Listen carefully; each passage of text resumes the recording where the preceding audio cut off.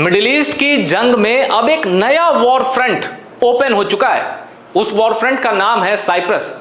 Cyprus में कौन कूद गया है? ब्रिटेन। रॉयल नेवी यानी ब्रिटेन की नेवी और उसकी नेवी का नगीना सबसे विनाशक युद्धपोत में शामिल HMS ड्रैगन पहुंच गया है साइप्रस। साइप्रस एक द्वीप है और यूरोपीय यूनियन में है, वेस्ट एशिया में साइप्रस, पर यूरोपीय यूनियन का सदस्य है। और ब्रिटेन को इतना बड़ा एक्शन क्यों लेना पड़ा, यह भी जानना आपके लिए बेहद जरूरी है। और अब साइप्रस में ईरान अगला हमला करेगा तो जवाब ब्रिटेन का जंगी युद्धपोत देगा। अब HMS ड्रैगन की ताकत क्या है, क्यों इसको समंदर का गेम चेंजर माना जाता है, आइए जरा जान लेते हैं। HMS ड्रैगन D35 ब्रिटेन की नौसेना का एक आधुनिक टाइप 45 एयर डिफेंस डिस्ट्रॉयर है। इसे मुख्य रूप से दुश्मन के मिसाइल, फाइटर जेट और ड्रोन से रक्षा करने के लिए बनाया गया है। यहां आप देख सकते हैं ड्रैगन का साइन भी है, ये रेड कलर का। यह जहाज 2000 के आसपास बनाया गया और दुनिया का सबसे एडवांस एयर डिफेंस युद्धपोत, जो दुनिया के सबसे एडवांस वॉरशिप्स है, उसमें एक नाम यह है। 152 मीटर की लंबाई है, 8500 टन इसका वजन है, स्पीड है करीब 30 नॉट्स यानी 55 किलोमीटर। ये हर घंटे की रफ्तार से समंदर में ट्रेवल कर सकती है। 190 से 200 लोग इस पे आ सकते हैं। क्लास है टाइप 45 डिस्ट्रॉयर। अब इसकी नौबत क्यों पड़ी? क्योंकि 28 फरवरी को जंग का पहला दिन ईरान ने मिडिल ईस्ट में तैनात अमेरिकी बेस पर अटैक किया। यह भी आप जानते हैं, पलटवार किया। पर साइप्रस में पलटवार किया जहां ब्रिटिश मिलिट्री बेस था। यह है साइप्रस और यहां RAF एक्रोटरी, यहां RAF मतलब रॉयल एयर फोर्स और रॉयल शब्द जहां जुड़ गया वहां मतलब ब्रिटेन। तो ब्रिटेन के एक सैन्य ठिकाने पर हमला किया। अब आप देख सकते हैं इराक ये रहा, ईरान ये रहा। अब यहां भी अटैक हुआ है, यहां भी अटैक हुआ है, यहां भी अटैक हुआ है।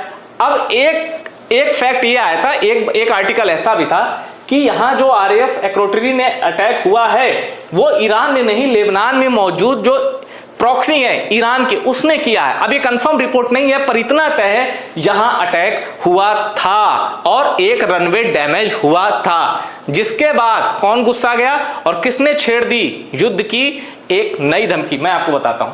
वो शख्स जिसकी वजह से ब्रिटेन को इतना बड़ा फैसला लेना पड़ा, युद्ध में कूदना पड़ा, वो शख्स है इमैनुअल मैक्रोन। क्यों? Attack on Cyprus is an attack on Europe.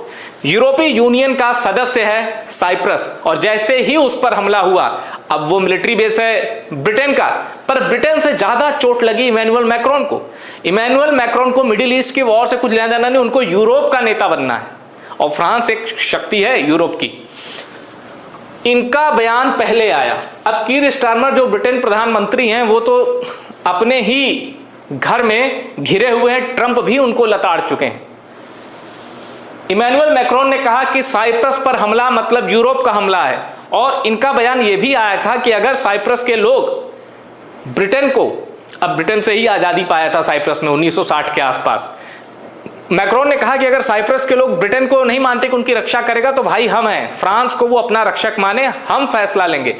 France का ऐसा रुख देख कर ब्रिटेन ने कहा अरे यार ये तो पड़ोसी ही चाचा बन गया, अब एक काम करते हैं, हम अपना डिस्ट्रॉयर वॉरशिप भेज देते हैं ताकि लोगों को लगे कि साइप्रस की हमें फिक्र है। तो इसलिए इसमें इनका बड़ा योगदान। अब ये देखिए, One beer bed, then back on duty. The British pilot who made RAF history shooting down drones. Britain के पायलट ने F-35 से कई ड्रोन गिराए हैं जो या तो लेबनान की ओर से आ रहे थे या ईरान की ओर से आ रहे थे, हवा में ही उनको शूट किया है। ये देख लीजिए पूरी खबर। F-35 pilot based in Cyprus become first to destroy a target in combat and celebrates with a single beer. भाई ड्रोन गिरा रहे हैं, बियर पी रहे हैं, यही है ब्रिटेन के शूरवीर। तो खैर ये कहानी है कि कैसे साइप्रस एक नया वॉर फ्रंट बन चुका है और अब लेबनान से या ईरान से अगर यहां अटैक होता है तो तमाशा करने के लिए ब्रिटेन ने अपना ड्रैगन नहीं भेजा है।